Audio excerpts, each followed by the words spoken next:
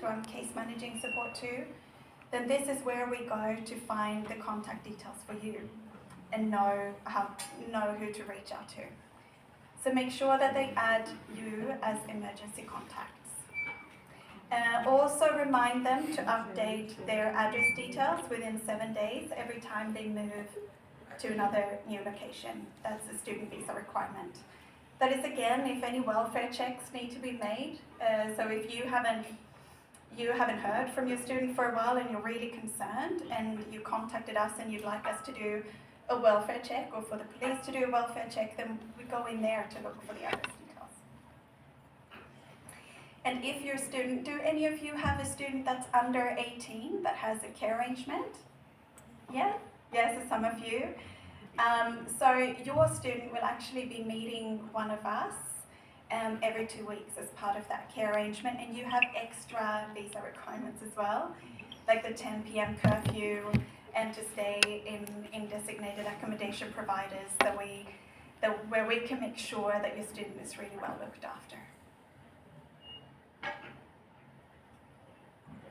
I only added this just as a little bit of, to give you a little bit of an idea. So when your student had to apply for their student visa, they had to show that they had capacity to pay for the first year.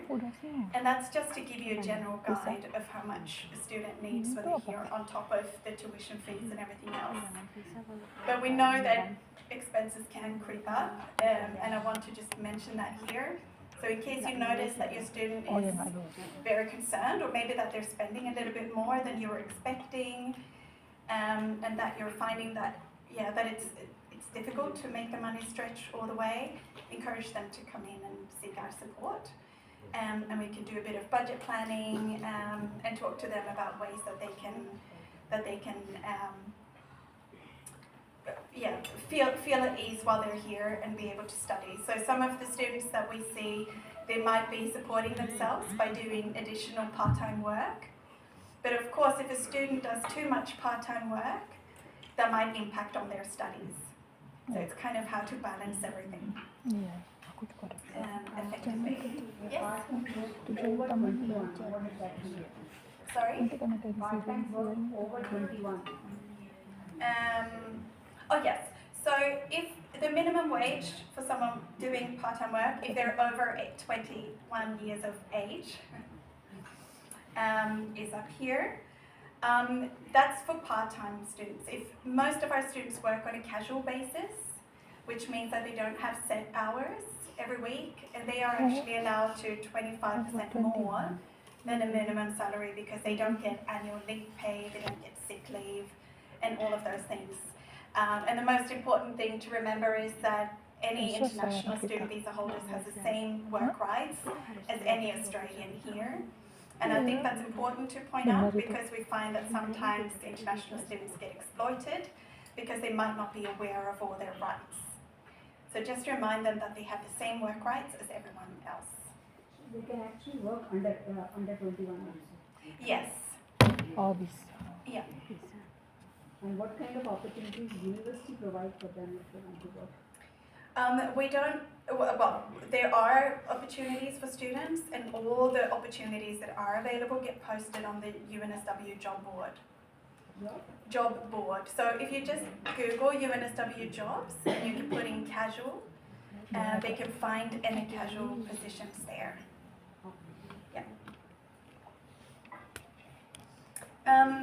I mentioned before that we've got a great health service here at UNSW, so I would encourage your student to go and see them if it's possible, purely because then they don't have to be out of pocket. But if they're somewhere else and they would like to access a GP quickly, they can use their Medibank app to find the nearest GP.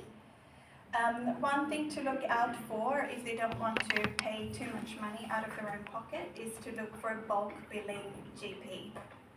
If they go to bulk billing GP, they will get all the money that they pay for the medical appointment back from their health provider after they've put in a claim.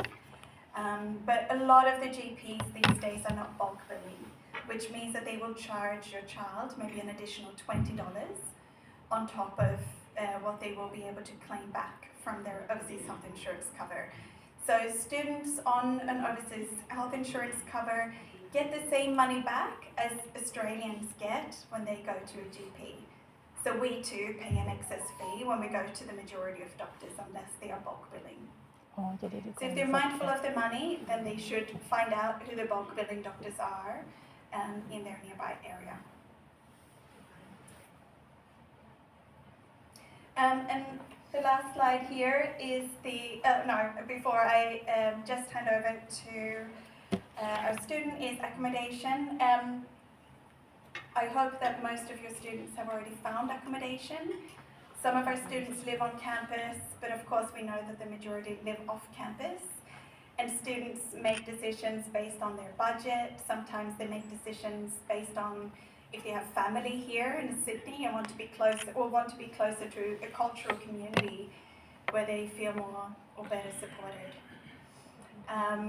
We have a wide range of options on campus.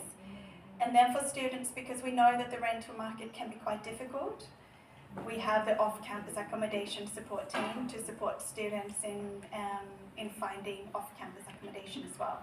So I've got one of their handouts here too, in case you're looking for anything.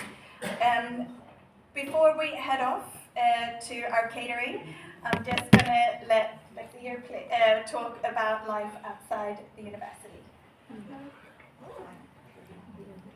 So I like to draw a picture about how I am when I become an UNSW year. So life outside uni, it is important for us to balance the academic and the life here. As our professor just said, the professor just said, we as students, the priority is to graduate and finish all our academic assessment, but also we can enjoy our lives here. As we know, Sydney is a modern world and Australia is an Asian country. So as for me, I have some personal hobbies. Like I like to collect the coins. If you notice that the Australian coins are quite different. They're like medals, and I like to collect them. That's my personal hobbies. But your children can find their own hobbies here. Like we have so many places of interests. They can do some city work with with you or with their friends. We have like the Harbour Bridge, the Sydney Opera House, and we have so many famous beaches. And the library, the art gallery, and also if you join our International Welcome Center, we also run a program called From Coogee to Bondi Beach Walk, and feel free to join us. We offer the free pizza, and also you can join some volunteer events. That is a good opportunity for your children to develop their communication skills and see the new world in other perspectives. I'd like to highlight the two events I joined in Sydney. One is called Vivid Sydney. Do you know?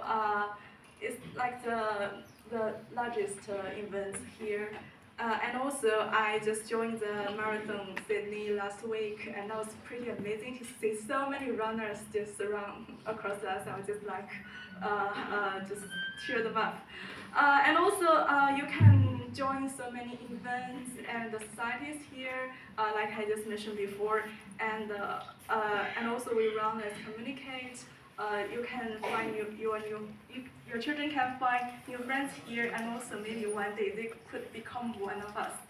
And also, if they want to find some part-time job, it's okay to have some experience, like find some major related jobs, or that is also a good way for them to maybe prepare for their future career or something. So, do you have any questions for me?